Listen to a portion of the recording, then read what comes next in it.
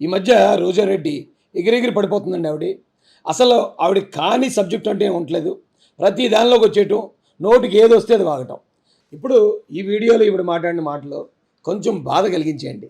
ఒక ఆడ మనిషి అయ్యుండి అలా మాట్లాడటం నాకు చాలా బాధగా అనిపించింది. ఈవిడ నిజంగా ఆడదేనా అని కూడా డౌట్ వచ్చింది. ఏం మాట్లాడుతుందో ఒకసారి చూడండి. రోజా గారికి వేళ బాకీ తీర్చేద్దాం. గారు ఈరోజు బయటకు వచ్చి ఏదో సింపతి కోసం, భువనేశ్వరి గారు ఈరోజు బయటకు వచ్చి ఏదో సింపతి కోసం టచ్అప్ అవుతున్నట్టుంది, మేకప్ అవుతున్నట్టుంది. మేకప్ లేకపోతే అసలు ఈవిడ చూడడం చాలా కష్టం. ఆ మేకప్ని సరి చేసుకుంటూ మాట్లాడుతుంది. భువనేశ్వర్ గారు బయటకు వచ్చేదో అంటున్నారట. ఏమంటున్నారమ్మా? మా ఆయన చన్నీళ్ళు స్నానం చేస్తున్నారు అని చెప్పింది. ఈరోజు ఎటకారం చేస్తుంది. ఇది ఎంత ఘోరం అంటే అండి, 74 సంవత్సరాల పెద్ద ఆయన్ని చెయ్యని తప్పుడు కేసు పెట్టి ఆయన్ని జైలుకి పంపించడం కాకుండా ఆయన స్నానానికి వేడి నీళ్ళు కూడా ఇవ్వకుండా, ఇప్పుడు చన్నీళ్ళు వయసులో ఉన్న వాళ్ళే చేయలేరు, అలాంటిది 74 సంవత్సరాల పెద్ద ఆయన వేడి నీళ్ళు ఇవ్వట్లేదట. నా భర్త ఎలా బాధపడుతున్నాడు, నాలో సగాన్ని అక్కడ వదిలి వెళ్ళిపోతున్నట్టు అనిపించింది నాకని ఆవిడ మొన్న సెంట్రల్ జైలు ముందు నుంచి బాధపడుతూ కన్నీళ్ళు పెట్టుకుంటూ ఆవిడ ఒక వీడియో మాట్లాడింది. ఇప్పుడు నేను వచ్చి ఆయన్ని చూసి నేను బయటకు వచ్చేటప్పుడు నా ఒక భాగం ఏదో అక్కడ వదిలేసి వచ్చినట్టు ఉంది. ఇది చాలా టఫ్ టైము ఫ్యామిలీకి. అది ప్రెస్ మీట్ పెట్టింది. ఆ ప్రెస్ మీట్లో ఆవిడ బాధపడితే నిజంగా ఆడపుట్టున ఎవరికైనా సరే బాధ అనిపిస్తుంది. అరే, నా భర్త కూడా అలాంటి పరిస్థితుల్లో ఉంటే నేను ఎంత బాధపడుతానో అని ఆలోచిస్తాను. కానీ రోజా గారిలో ఆడ లక్షణాలు 50% ఉంటాయండి, మిగతా 50% మగ లక్షణాలు ఉంటాయి. జనరల్గా మగోళ్ళలో ఎవరికైనా కానీ ఓ 50% లేడీ లక్షణాలు ఉంటే వాళ్ళని అంటానికి కొన్ని పదాలు ఉన్నాయి. కోతో మొదలైంది, కో జా అంటారు, 0.5 అంటారు, లేదా ట్రాన్స్జెండర్, ఇంకా హెసరా, ఇలా రకరకాల మాటలు ఉన్నాయి. అంటే సగం మగోళ్ళలో సగం ఆడ మనిషి ఉంటాయి. మరి ఆడ మనిషిలో సగం మగోడు ఉంటే ఏ పేరుతో పిల్లలండి వీళ్ళని? ఎందుకంటే ఈవిళ్ళలో సగం మగ లక్షణాలు ఉన్నాయి. మగోళ్ళ మాట్లాడటం, మగోళ్ళ గొడవలు చేయటం, ఆ నోటికి ఏదో వస్తే అది మాట్లాడటం, ఈవిడ మహిళను కూడా మర్చిపోయి అలాంటి బాధాకరమైన సంఘటనలో అలా వెక్కిరిస్తూ మాట్లాడాల్సిన అవసరం ఉందండి. ఆవిడే సానుభూతి కోసం ట్రై చేయలే. సానుభూతి అంటే ఇది జగన్మోహన్ రెడ్డి గారిని జైల్లో పెడితే ఇంటిళ్ళ 10 ఇంట్లో ఉన్న ఆడవాళ్ళందరూ వచ్చి జైలు ముందు కింద దేకేశారు, కింద దొరిలేశారు. This is the family of Jagan Mohan Reddy. Very emotional scenes. They know that.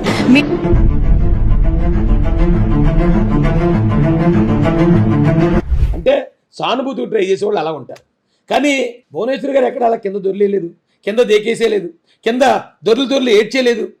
ఆవిడ చాలా ఉందాగా బాధపడుతూ ప్రెస్ మీట్ పెట్టింది. దానికే ఈ రోజా గారు వచ్చి ఇంత దారుణంగా ఇంత నీచంగా మాట్లాడుతున్నారు. అమ్మా రోజా, ఒకసారి మనం ఎవరి గురించైనా మాట్లాడేటప్పుడు, ఎవరినైనా విమర్శించేటప్పుడు మన స్థాయి ఏంటో కూడా మనం తెలుసుకోవాలి. అసలు నీ స్థాయి సరిపోద్దా భువనేశ్వర్ గారి గురించి మాట్లాడడానికి?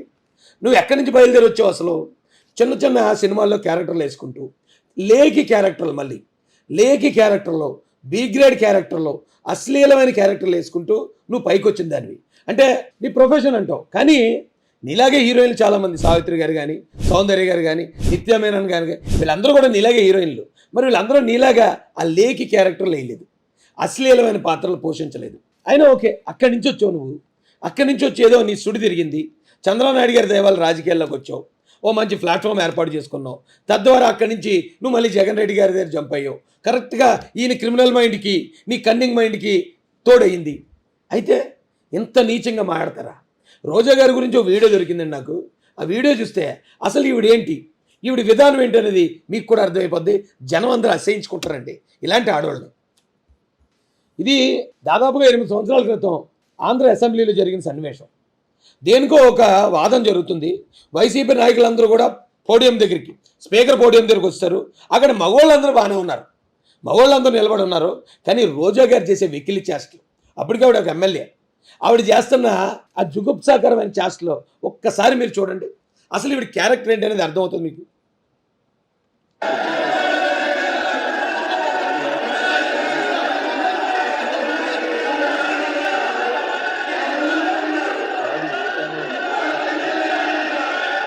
నా కాలు గోటికి కూడా సరిపోవంటుంది.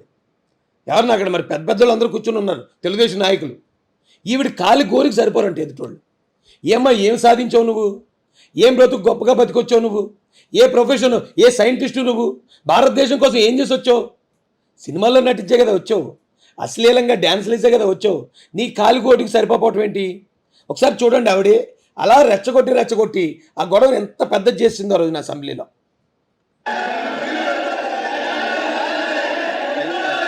ఇలా పెరగటం కాదు, బుర్ర పెరగాలంటుంది. అక్కేదో సన్నగా మెరుపుతీగలాగా ఉన్నట్టు 2 గేదెలను పక్కపక్క నిలబెడితే ఆ 2 కలిపితే చుట్టుకొలత ఎంత వస్తుందో అంత ఉంటుంది ఈవిడ సైజు గురించి ఎదుటి మళ్ళీ విమర్శిస్తూ మాట్లాడుతుంది. అక్కడ ఉన్న మగవాళ్ళు అంతమంది ఎమ్మెల్యేలు ఉన్నారు, ఏ ఒక్కడు ఇలా మాట్లాడలే. కానీ ఈవిడ మాత్రం ఇంత ఓవర్గా, ఇంత లేకిగా బిహేవ్ చేయడానికి ఏంటండి కారణం ఏంటి?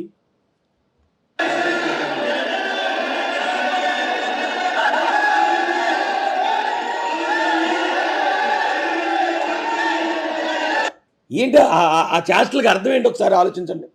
ఇలాంటి లేకి మనుషులు, ఇలాంటి దిగజారుడు మనుషులు ఈ రోజున మనకి ఎమ్మెల్యేలు, మంత్రులు. మరి ఇలాంటి వాళ్ళకి కష్టంలో ఉన్న మహిళ ఆ కష్టం ఎలా తెలుస్తుంది? ఆ కష్టాన్ని అవును నేను కూడా సాటి మహిళని విషయం ఎలా తెలుస్తుంది? అమ్మా రోజా, మీ ఆయనకిలాగా చెక్కులు ఇచ్చి డబ్బులు ఇవ్వకుండా ఎగదొప్పటం వల్ల చెక్ బౌన్స్ కేసులో ఆయన జైలుకి వెళ్ళలేదు చంద్రబాబు నాయుడు గారు. ఒక తప్పుడు కేసు ఫ్రేమ్ చేసి ఆయన ఉంటే 2024లో గెలవననే భయంతో ఈ జగన్మోహన్ రెడ్డి అనే వ్యక్తి తప్పుడు కేసుతో జైలుకి పంపించాడు. ఆ చంద్రబాబు నాయుడు గారు జైలుకి వెళ్ళడానికి, నీ భర్త జైలుకి వెళ్ళడానికి చాలా తేడా ఉంది.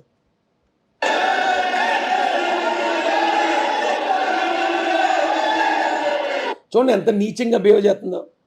మనం మామూలు బజార్లోనూ రోడ్డు పక్కన చాలామందిని చూస్తూ ఉంటాం, వాళ్ళు కొంచెం తేడాగా బిహేవ్ చేస్తూ ఉంటారు. వాళ్ళకన్నా మించిపోయి బిహేవ్ చేస్తుంది ఇక్కడ ఇవిడి. అలా చెప్పడానికి నాకే చిరగా అదొక అసెంబ్లీ, ఆంధ్రప్రదేశ్కి దేవాలయం లాంటి శాసనసభ. అలాంటి శాసనసభలో ఈవిడి చేస్తున్న ఈ లేకి చేష్టలు ఒకసారి చూడండి.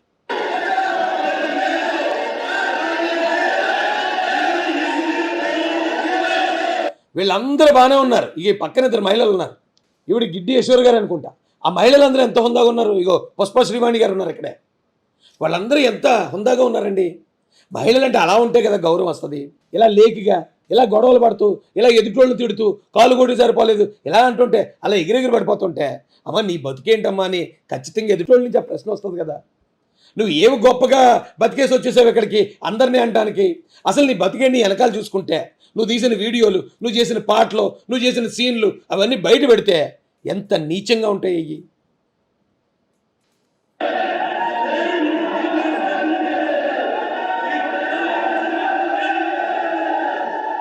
ఏంటి అలాగ అక్కడ కింద అలా చేయబెట్టుకుని అలా అంటంలో ఏంటంటే దాని అర్థం ఏంటి? ఎంత ఎంత అశ్లీలంగా ఉందండి అది, ఎంత జుగుప్సకరంగా ఉంది, ఎంత నీచంగా ఉంది ఆవిడ చేసిన పని. ఇప్పుడు ఎలాంటి వాళ్ళకి అలాంటి ప్రవర్తన వస్తుంది అంటానికి ఎంతకన్నా నిదర్శనం ఉందా? ఆ పక్కన కూడా ఎమ్మెల్యేలు, ఎమ్మెల్సీలు ఉన్నారు. వాళ్ళు ఎందుకు అలా బిహేవ్ చేయట్లేదు? ఈవిడ మాత్రం ఎందుకు ఇలాగా నీచంగా బిహేవ్ చేస్తుంది దిగజారి? అంతే కొన్ని బతుకులు.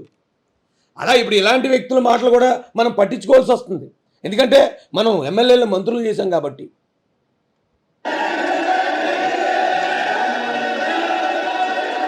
చూడండి ఎలా ఎలా ఆ తిట్లు చూడండి. లేకి మనిషి, ఈ లేకి మనిషిని తీసుకెళ్ళి జగన్మోహన్ రెడ్డి ఏకంగా మంత్రి పదవి ఇచ్చాడు ఈవిడికి. ఎందుకంటే మరి ఆయన తరపున తిట్టాలి కదా ఎదుటోళ్ళని. ఇప్పుడు అంత తిడుతుంది, కనీసం అవతల నుంచి ఎవరైనా ఒక్కరైనా వచ్చారు ఈవిడ మీద గొడవకే? ఎందుకంటే వీళ్ళు లెక్క చేయరు. చిచ్చి గలీజు, ఇలాంటి దాని నోట్లో నోరేటువంటి అని చెప్పి లైట్ తీసుకున్నట్టున్నారు అక్కడ ఉన్న టీడీపీ ఎమ్మెల్యేలు.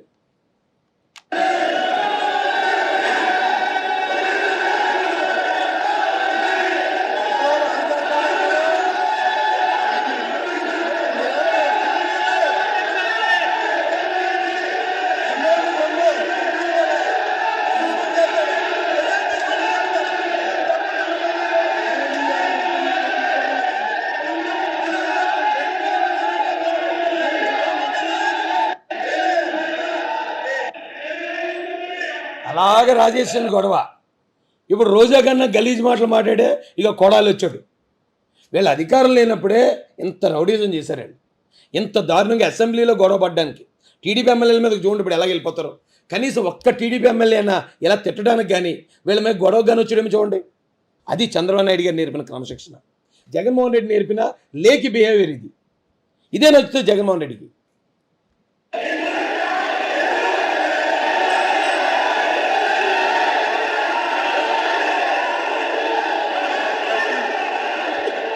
వీళ్ళు ఇంత దారుణంగా తిడుతున్నా అంత దారుణంగా అవమానకరంగా మాట్లాడుతున్నా కనీసం ఒక్కరి మీద కేసు పెట్టి జైలు పెట్టించారండి? ఒక్కరి మీద తప్పుడు కేసులు పెట్టించో లేకపోతే ఇలా తిట్టారు కాబట్టి మమ్మల్ని ఇలాగ అవమానించారని బొక్కలో దోయించారు వెళ్ళని? అది చంద్రబాబు నాయుడు గారి గొప్పతనం. ఏం తిట్టినా పడతారు, ఎవరు ఏ మాటలు మాట్లాడినా ఎన్ని అవమానించినా ఆయన సహిస్తాడు. ఎందుకంటే రాష్ట్ర ప్రజల కోసం. అందుకే ఆ మంచితనమే వీళ్ళకి లోకు అయిపోయిందండి. ఆ మంచితనమే వీళ్ళకి అలసైపోయింది. లేకపోతే తెలుగుదేశం పార్టీ అధికారంలో ఉన్నప్పుడు అధికార పార్టీలో ఉన్న ఎమ్మెల్యేల మీదకి ఇలా వస్తూ ఉంటే చూస్తూ ఊరుకుంటారు అసలు? ఆయన మంచోడు కాబట్టి సరిపోయింది. కానీ అదే అక్కడ లోకేష్ గారు ఉండుంటే మొత్తం మార్షల్స్తో పెట్టి వీళ్ళందరినీ ఎత్తి అవతల బాడేయించాడా? అవతల బాడేయించడం కాకుండా బొక్కలు వేయించాడా? ఇంత లేకిగా బిహేవ్ చేసిన రోజా ఒకవేళ ఇలా లేకిగా బిహేవ్ చేస్తుంది, ఇంత దారుణంగా దిగజారిపోయిందని ఆవిడ సస్పెండ్ చేస్తే మళ్ళీ బయటకు వచ్చి ఆడవటం, నన్ను సస్పెండ్ చేస్తారు, నన్ను ఇలా చేస్తారు అలా చేశారు నేర్చింది. కానీ మరి ఈవిడ ప్రవర్తించిన ప్రవర్తన ఏంటి? హుందాగా ఉందా? ఈ రాష్ట్రంలో ఉన్న మహిళలను అడుగుతున్నాను నేను, మీరైతే అలా బిహేవ్ చేస్తారా? ఇక పక్కన చుట్టుపక్కల ఇంకా మహిళా ఎమ్మెల్యేలు ఉన్నారు వైసీపీకి చెందిన వాళ్ళే, వాళ్ళు అలా బిహేవ్ చేశారా? ఏంటండి ఇంత ఘోరంగానే?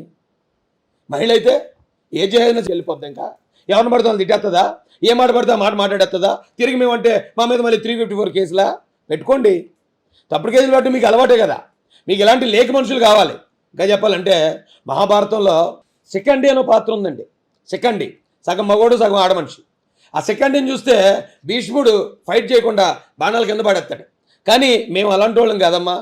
ఇప్పుడు నిన్ను శిఖండిలాగే ఉపయోగించుకున్నాడు జగన్మోహన్ రెడ్డి. నువ్వు సగం మగోడివి సగం ఆడదానివి. నీ మాటలో నీ బిహేవియర్ అంతా మగోళ్ళలాగా ఉంటాయి, మిగిలిన సగం నువ్వు ఆడమనిషివి. కాబట్టి నిన్ను శిఖండిలాగా తెలుగుదేశం పార్టీ మీద ఉపయోగిస్తున్నారు. మేమేం భీష్ముడిలాగా అస్త్ర సన్యాసం చేసి నీ చేతిలోనో నీ వెనకాల ఉన్న చేతిలోనో మేము చచ్చిపోవడానికి సిద్ధంగా లేవు. అవసరమైతే సెకండ్కి బుద్ధి చెప్తాం, సెకండ్ని మా మీద ప్రయోగించినోడు కూడా బుద్ధి చెప్తాం. దీన్ని బట్టి అర్థం చేసుకోండి రోజా గారి ప్రవర్తన ఎంత లేకుగా, ఎంత చీప్గా, ఎంత నీచంగా ఉంటుందో మీ విజ్ఞప్తి వదిలేస్తున్నాను.